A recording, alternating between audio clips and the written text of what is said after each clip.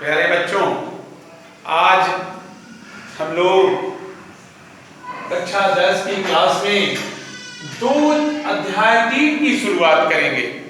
अध्याय 2 तक का अध्ययन हम लोगों ने पिछले दिनों कर लिया है।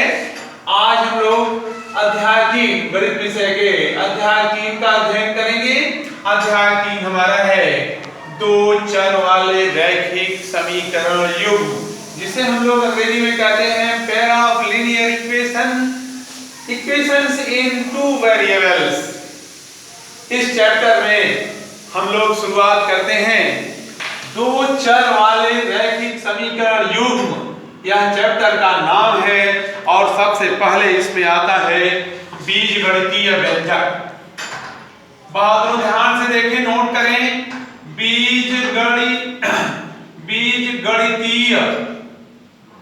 बीजगणितीय व्यंजक नोट करिए। हम लोग बीजगणितीय व्यंजक किसे कहते हैं? बीजगणितीय व्यंजक क्या है? बीजगणितीय व्यंजक के विषय में 4 अंक गणितीय संक्रियाओं 4 अंक गणितीय संक्रियाएं कौन कौन सी हैं? जोड़ है, घटाना है, गुणा है और भाग है। मैं परिभाषा में क्या बोल रहा हूं? 4 अंक गणितीय संक्रियाएं जोड़, घटाना, गुणा और भाग द्वारा चर व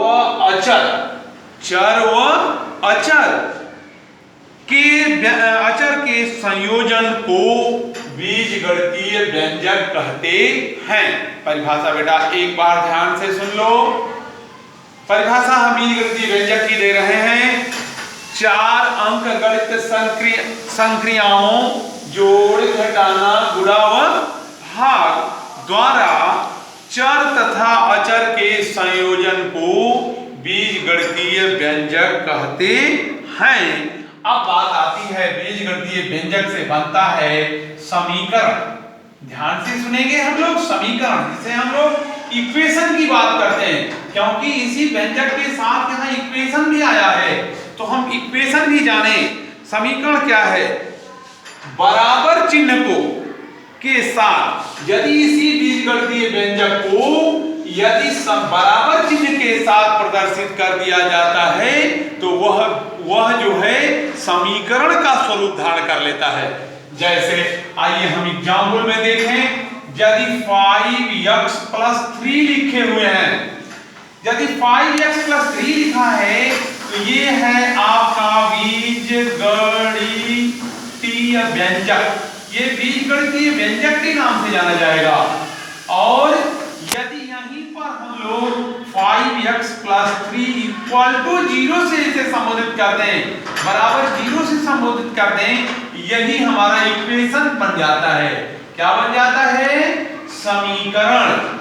तो आपको अब क्लियर हो गया होगा कि इन चर और अचर के पदों को यदि इन चिन्हों में से के साथ यदि जोड़ा जाता है, संयोजित किया जाता है, तब तो हम उससे बनने वाला पद बीजगणितीय व्यंजक कहलाता है। और यदि इन्हें बराबर के साथ हम तुलना कर देते हैं तो वह पद बन जाता है हमारा समीकरण। वह बीजगणितीय व्यंजक बीजगणितीय समीकरण के रूप में बदल जाता है। प्यारे बच्चों, हम लोग पिछली क्लास में कक्षा 9 में एक चर वाला रैखिक समीकरण पढ़ के आए हैं, लेकिन फिर भी मैं आपको इस दो चर वाले रैखिक समीकरण को पढ़ाने से पहले आपका ध्यान मैं आकर्षित करना चाहता हूं एक चर वाले रैखिक समीकरण की ओर। एक चर वाला रैखिक समीकरण भूल गया होगा आपको, क्या है? एक चर वाला रैखिक समीकरण कहते हैं केवल एक चर वाला समीकरण, जिसमें एक चर पद है, केवल एक चर वाला समीकरण जिसका अधिकतम घात 1 होता है, एक चर वाला रैखिक समीकरण कहलाता है। यही उसकी पहचान है कि उसकी अधिकतम घात 1 हो। इसको हम नोट में भी आप लिख सकते हैं, नोट में नीचे कि रैखिक का ही अर्थ होता है, इस रैखिक का अर्थ होता है कि उस जो समीकरण बना है उसका घात कितना है? 1 घात वाला है। तब जैसे हम इसको एग्जाम्पल के रूप में लेते हैं एक सवाल। x का एक चर वाले रैखिक समीकरण का एक उदाहरण देखें। एक चर वाला रैखिक समीकरण है 6x + 7 = 10 + 3x। ऐसा हम लोग 9th में पढ़े हैं। ये समीकरण बीजगणितीय पदों व्यंजकों से बना हुआ है। बराबर चिन्हों के साथ जुड़ने से यह समीकरण बन गया है जिसको हम कहते हैं रैखिक समीकरण। ये है रैखिक समीकरण अथवा एक और इसका दूसरा उदाहरण भी है। पहला उदाहरण हो गया, दूसरा उदाहरण भी हम ले सकते हैं 5x - 3 = x/2 - 11। ये दोनों उदाहरण जो हमारे हैं ये हमारे एक चर वाले रैखिक समीकरण के से क्लियर हो जाते हैं। हाँ, अब इसके बाद देखिए एक रैखिक समीकरण के समझने के बाद हम एक चर वाला थोड़ा सा आगे बढ़ते हैं। एक चर में रैखिक समीकरण का हल। एक चर वाले रैखिक समीकरण को हल कैसे करते हैं भाई? एक चर वाले रैखिक समीकरण का हल, जैसे कि आपका एक चर वाला रैखिक समीकरण का एक दूसरा उदाहरण दिया जाए, बराबर 32x + 7 = 13 - x। अब ये हल करने का जो नियम कहता है कि चर पद का कोई ऐसा मान रख देने से जो दोनों पक्षों को बराबर कर देता है उस रैखिक समीकरण का हल कहलाता है। चर पद जो है, इस चर पद की जगह पर कोई ऐसा मान रख दिया जाए जो इस समीकरण को संतुष्ट कर दे, अर्थात बाएं पक्ष का मान दाएं पक्ष के मान के बराबर हो जाए, वही उस रैखिक समीकरण का हल कहलाता है। जैसे हम इसे हल कर दें, हमारी x की वैल्यू निकलेगी, फिर हम जांच कर लेंगे उससे। जब जांच करके देखें, इसे हल करने के लिए हम लोग क्या करते हैं, 2x + x हो जाएगा और बराबर 13 - 7 हो जाएगा। ऐसी क्रिया कैसे हुई है? हमने इसको पक्षांतर किया है। पक्षांतर करने पर जब पक्षांतर किए हैं, जोड़ देंगे, ये हो जाएगा 3x और ये हो जाएगा 6। अब x = 6/3, देन x = कितना हुआ 2। x की वैल्यू, चर पद की वैल्यू कितनी आ गई? 2 आ गई। हमने अभी ये कहा था कि चर का वह मान प्राप्त कर लीजिए जिसके दोनों पक्षों में रख देने से ये दोनों पक्ष आपस में बराबर हो जाए, बायां पक्ष दाएं पक्ष के लेफ्ट हैंड साइड के बराबर हो जाए, तो वही उसका मान होगा। आइए हम इसको जांच करके देखें। यहां जांच कर लें तो 2x + 7 = 13 - x क्या होगा? 2 × 2, x की वैल्यू 2 प्राप्त हुई है, + 7 = 13 - 2।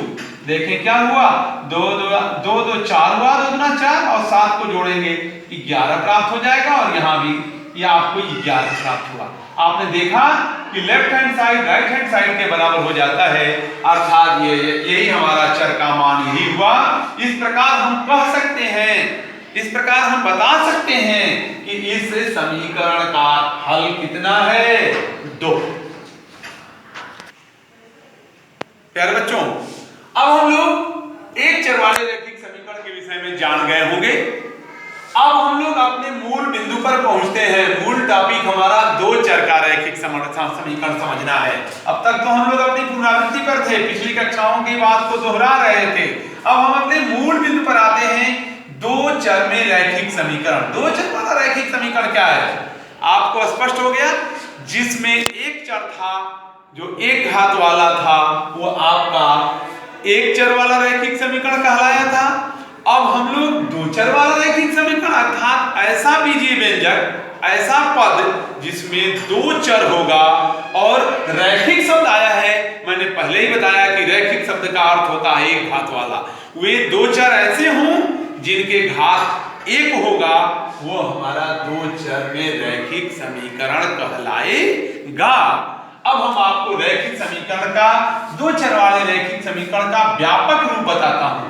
दो चर वाले रैखिक समीकरण का व्यापक रूप होता है ax + by + c = 0, जहां a ≠ 0 है, b ≠ 0 है। a और b ये दोनों 0 के बराबर नहीं है और c हमारा एक अचर पद है, तो ax plus by plus c बराबर 0। अगर इस रूप में व्यंजक हमारा दिख रहा है, समीकरण दिख रहा है, तो दो चर वाला रैखिक समीकरण कहलाएगा। अगर ये 0 ना होगा तो दो चर वाला रैखिक व्यंजक कहलाएगा। अब बराबर 0 से तुलना कर देने पर ये रैखिक समीकरण के रूप में बदल जाता है। अब हम लोग इस दो चर वाले रैखिक समीकरण जो कि इसके व्यापक रूप में हैं, हम उसका उदाहरण देखें। प्यारे बच्चों देखें ध्यान से, 3x + 2y + 7 = 0, यह ax + by + c बराबर 0 के रूप का है ना, जहां a = 3 है, b = 2 है, c = 7 है। ये भी एक समीकरण है हमारा 7x - 3y = 5, ये भी हमारे ax + by + c के रूप का है। इस प्रकार से हम इन्हें क्या कह सकते हैं, दो चर में रैखिक समीकरण, दो चर में रैखिक समीकरण आ जाएगा। अब हम लोग दो चर में रैखिक समीकरण के जानने के बाद आगे बढ़ते हैं दो चर में रैखिक समीकरण को हल करना। आप अभी भी जाने हो कि इसका व्यापक रूप है ax + by + c बराबर 0। अब इसका हल कैसे निकालेंगे भाई, हमारे x और y के वे मान जो इन समीकरण युग्म में रखने पर, इस समीकरण युग्म में रखने यानी इस समीकरण में रखने पर अगर इसके को संतुष्ट करता है, अर्थात left hand side right hand side के बराबर हो जाता है, बायां पक्ष दाएं पक्ष के बराबर हो जाता है, तो वही उस समीकरण का हल कहलाएगा। जैसे एग्जांपल के बतौर देखें हम लोग, एक 5x + 3y = 4 है।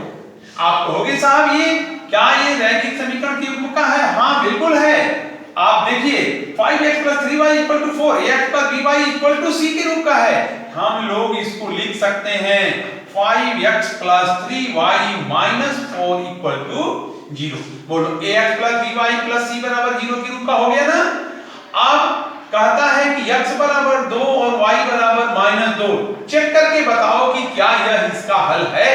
हम क्या करेंगे, x और y की जगह पर इन मानों को पुट कर देंगे, रख देंगे, और रखने के बाद देखेंगे कि इनके दोनों पक्ष बराबर हैं, तो यह अगर बराबर हो जाते हैं तो यह इनका हल होगा, अगर बराबर नहीं होंगे तो वह उनके हल नहीं होंगे। आइए हम रख के देखते हैं, 5 × 2 + 3 × -2 -4 = 0, then 10 - 6 - 4 = 0। देखिए ध्यान से, 10 - 10 = 0, अर्थात ये मेरी left hand side right hand side के बराबर हो गया। और इससे यह स्पष्ट होता है कि यह दो चर वाला जो रैखिक समीकरण है इसका एक हल प्राप्त हो गया। कितना, x बराबर 2 और y बराबर -2। यही इसके हल हैं, यह जांच हो गई। प्यारे बच्चों, अब हम लोग दो चर वाले रैखिक समीकरण को हल करने के विषय में अब सोचें। अब तक तो हम लोग जान लिए हैं कि दो चर वाला रैखिक समीकरण कैसा होता है, उसका व्यापक रूप कैसे होता है, कैसे हम जांच करते हैं। अब अंत में बात आती है कि इनको हल करने, कैसे हल करेंगे, उनके हल करने में हम किस विधि का प्रयोग करेंगे। आइए देखते हैं दो चर वाले रैखिक समीकरण के हल करने की विधियां। इसकी कुल 4 विधियां हैं। कितनी विधियां हैं? 4 विधियां हैं हल करने की। किसको?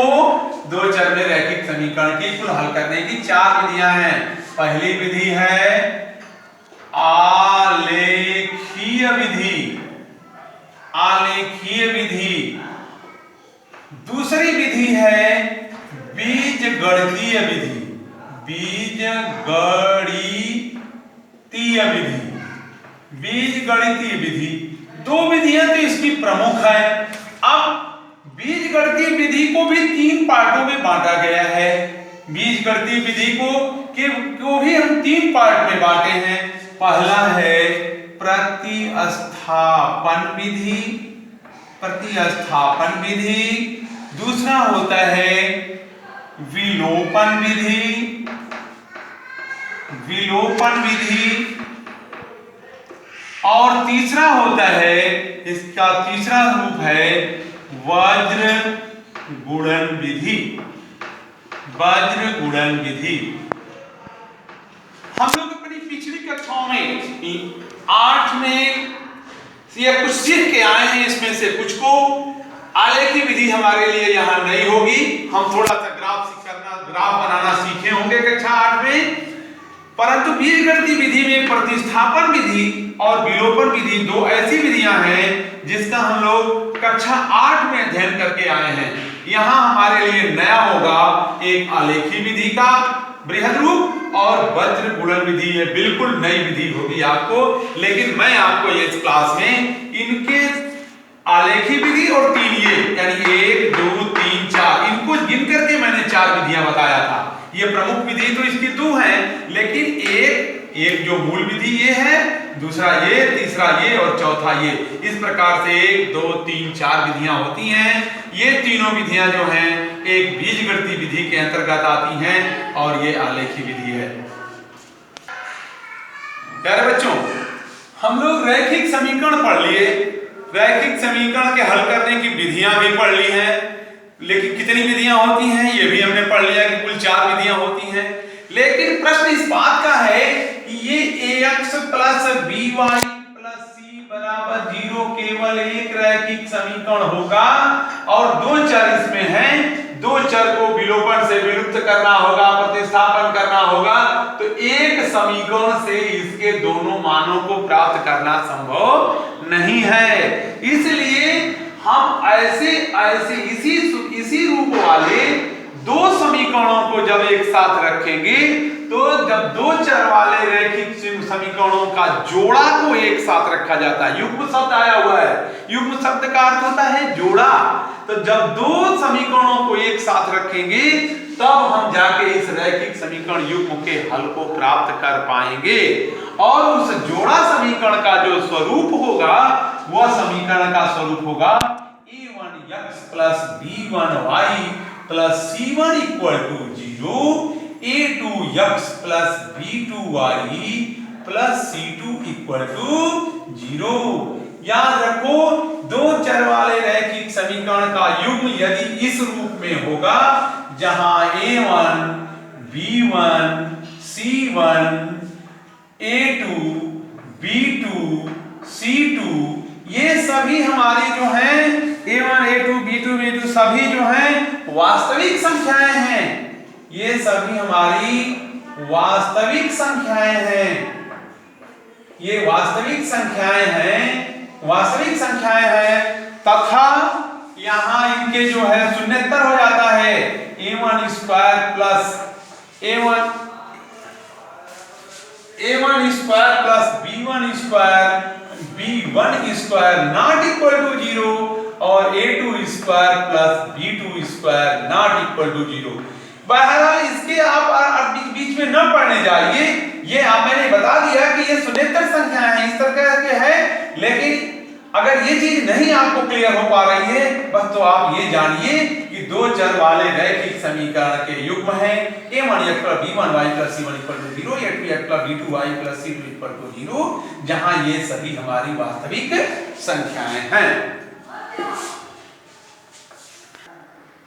प्यारे बच्चों, अब हम लोग चलते हैं अपनी 2 चर वाले रैखिक समीकरणों को भी जान लिया, उनके युग्म को जान लिया। अब हम चलते हैं हल करने की विधियों की ओर, जो सबसे पहले हमारी आलेखी विधि आती है। आलेखी विधि में सबसे पहले हम युग्म की संगतता जानेंगे। 2 चर वाले रैखिक समीकरण युग्म के संगत रेखाओं के आलेखीय निरूपण तथा उनकी संगतता। आपको हेडिंग से क्लियर नहीं हो रहा होगा, मुझे ये लगता है कि आपको इस हेडिंग से क्लियर नहीं हो रहा होगा। आइए हम इसको दूसरे रूप से देखते हैं। हमारे 2 चर वाले रैखिक समीकरण का युग्म है जो जोड़ा है a1x plus b1y plus c1 बराबर 0, a2x plus b2y plus c2 बराबर 0। इतना तो आपको क्लियर है। अब आप पिछली कक्षाओं में ये पढ़ के आए हैं, हम पहले समीकरण द्वारा कोई ग्राफ खींचेंगे इस अपने x अक्ष और y डैश के बीच में। तो पहले समीकरण द्वारा कोई एक ग्राफ हमको मान लीजिए कि ये प्राप्त हो जा रहा है, पहले समीकरण नंबर 1 से प्राप्त हो जा रहा है और समीकरण नंबर 2 से भी एक ग्राफ प्राप्त हो रहा है। जो ये ग्राफ इस तरह से मान लीजिए जा रहा है, ऐसे हो रहा है या ऐसे काट रहा है, समझिए ध्यान से, ऐसे काट रहा है ये दोनों ग्राफ कहीं ना कहीं काट रहे हैं। एक तो कंडीशन ये हो सकती है कि समीकरण 1 और समीकरण 2 से जो ग्राफ खींचे जाएं, जो आलेखीय निरूपण किया जाए, वो कहीं एक जगह काटेगा। हो सके कि ऐसी पोजीशन आपको बन सकती है कि इन x और x डैश y और y डैश के बीच जो ग्राफ खींचा जाए, उसी ग्राफ पर दूसरा भी किसी पर चढ़ के चला जाए, संपाती होके चला जाए।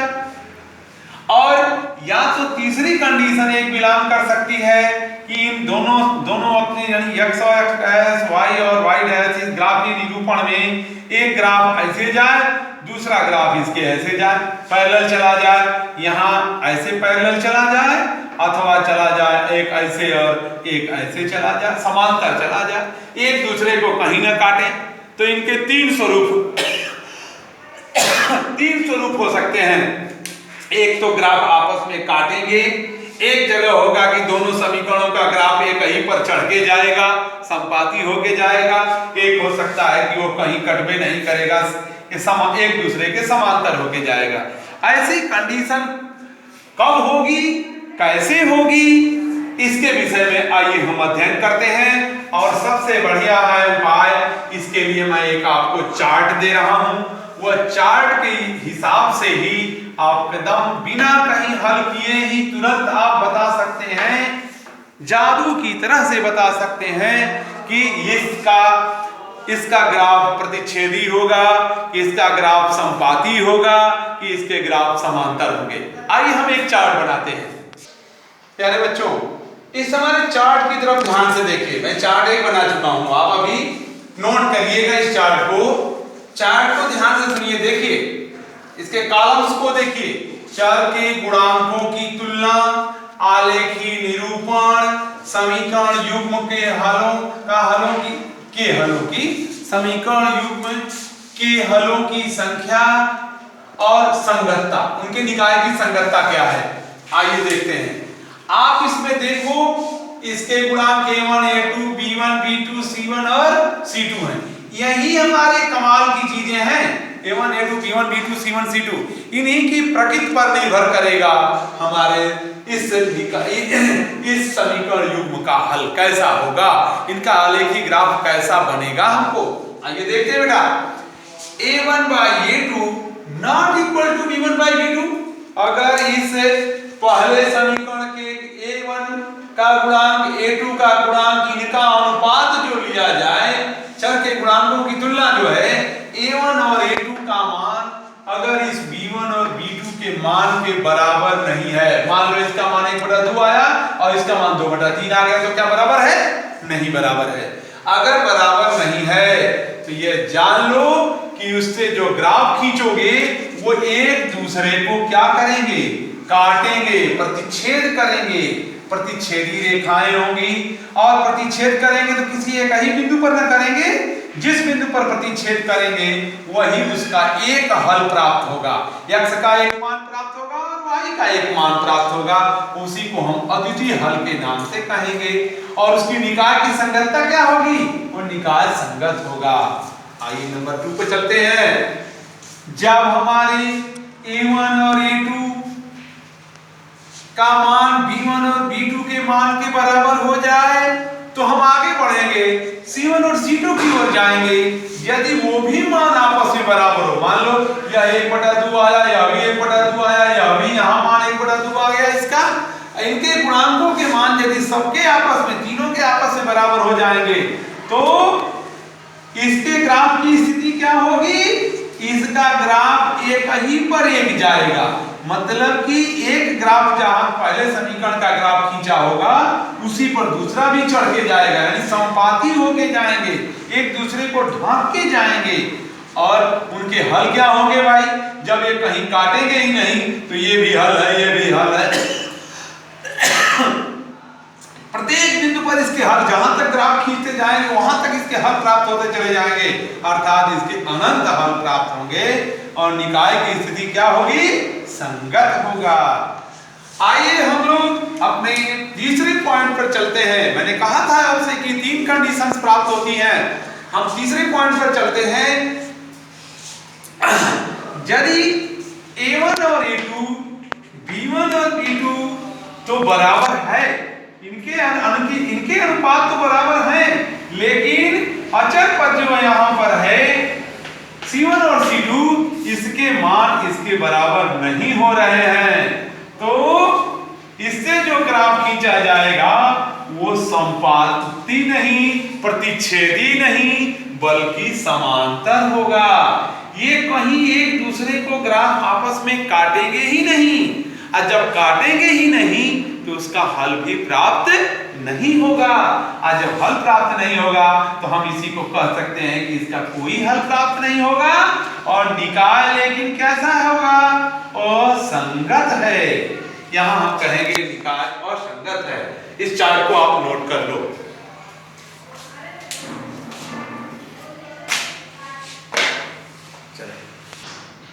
प्यारे बच्चों, उन गुणांकों के आधार पर हम एक उदाहरण तीनों पर दे रहा हूं, ध्यान से सुनिए।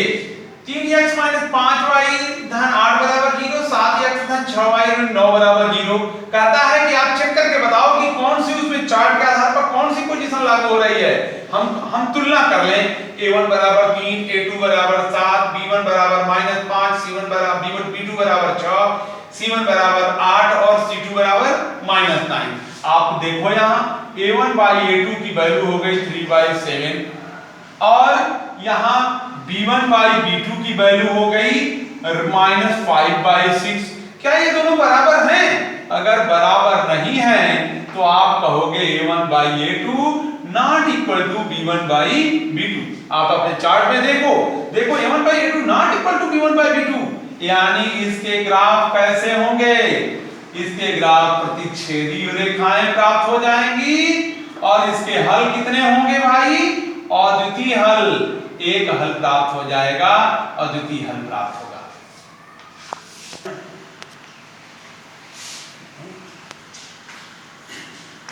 हाँ मेरे बच्चों, दूसरा उदाहरण देखिए। 4x + 3y - 7 बराबर 0 और 12x + 9y बराबर -21 बराबर 0। इनमें a1 a2 b1 b2 c1 c2 की वैल्यू यहां लिखी हुई है, आप देख लें। आप इनको a1/a2 1/3, b1/b2 1/3, c1/c2 भी 1/3 आता, अर्थात ये तीनों आपस में कैसे हैं? तीनों आपस में बराबर हैं। आप अपने चार्ट में देखिए, जब ये तीनों गुणांकों के अनुपात आपस में बराबर होते हैं तो उनके आलेखी ग्राफ हमारे संपाती होते हैं, और उनके हल अनंत हल प्राप्त होते हैं। हाँ बेटा, ध्यान से देखिए, हम लोग उदाहरण नंबर 3 देखें। x - 2y + 5 = 0, -4x + 8y + 20 = 0। a1 a2 के गुणांक यहाँ हैं, b1 b2 के गुणांक यहाँ लिखे हुए हैं, c1 c2 के गुणांक यहाँ हैं। इनके अनुपातिक मान a1 a2 के मान 1 - 1/4, b1 b2 के मान -1/4 और c1 c2 के मान 1/4 लिखे हैं। हम यहाँ देखें a1 a2 और b1 b2 के अनुपात तो बराबर हैं, परंतु c1 c2 के अनुपात बराबर नहीं, यहाँ माइनस चिन्ह नहीं है, इसलिए नॉट इक्वल टू c1/c2 है। यह हमारी जो अनुपातिक मान है तीसरे हमारे ग्राफ के चार्ट में तीसरे नंबर पर है, और वहां पर इसका ग्राफ कैसा बताया गया? इसका ग्राफ समांतर रेखा प्राप्त होगा, जो एक दूसरे को कहीं काटेगा ही नहीं, और उसके हल कैसे होंगे? उसका कोई हल प्राप्त नहीं होगा। धन्यवाद। प्यारे बच्चों, हम लोग अब तक आज के क्लास में जितने देखे हैं, लास्ट में हमारा ये अपने होमवर्क में है 3, लास्ट में निम्न समीकरण युग्म के हल एवं आलेखी ग्राफ ज्ञात कीजिए। उस हमारे चार्ट के आधार पर आप इन्हें घर पे हल करिएगा, बताइएगा इनका कितना हल प्राप्त होगा, कैसा हल प्राप्त होगा, इनके ग्राफ कैसे होंगे। 3 सवाल हैं, आप इन्हें लगा करके हमें भेजिए। धन्यवाद।